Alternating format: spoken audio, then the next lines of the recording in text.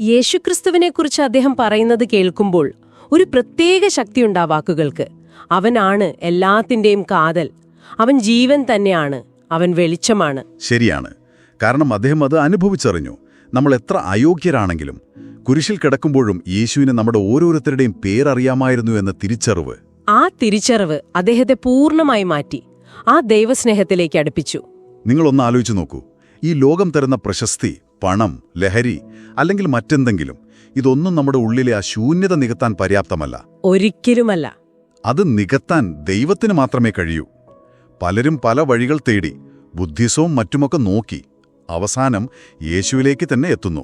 പക്ഷെ ഒരു തടസ്സമുണ്ട്. നമ്മുടെ സ്വയം ദൈവമാകുന്ന അവസ്ഥ, ഗോഡ് സെൽഫ്. അത് വിട്ടുകൊടുക്കാൻ പലർക്കും മടിയാണല്ലേ? അതെ, ആ നിയന്ത്രണം വിട്ടുകൊടുക്കുക, അതാണ് പ്രധാനം. കുരിശിലെ സ്നേഹം അത് വ്യക്തിപരമാണ് എന്ന് തിരിച്ചറിയുമ്പോൾ ആ സമർപ്പണം എളുപ്പമാകും. അദ്ദേഹത്തിന്റെ ജീവിതത്തിലെ മുൻഗണനകൾ കേൾക്കുമ്പോൾ അത്ഭുതം തോന്നും.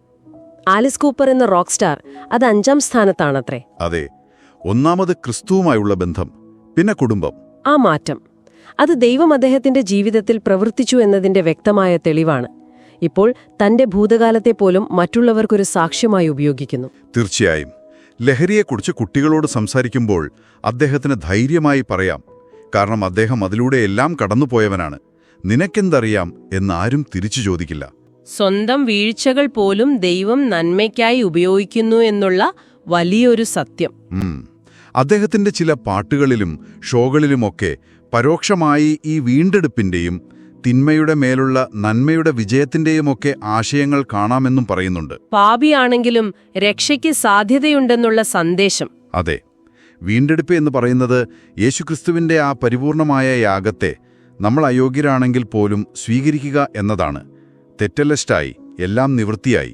ഈ ശക്തമായ സാക്ഷ്യം കേൾക്കുന്ന നിങ്ങൾക്കെല്ലാവർക്കും ഇതൊരു പ്രചോദനമായിരിക്കുമെന്ന് ഞാൻ വിശ്വസിക്കുന്നു.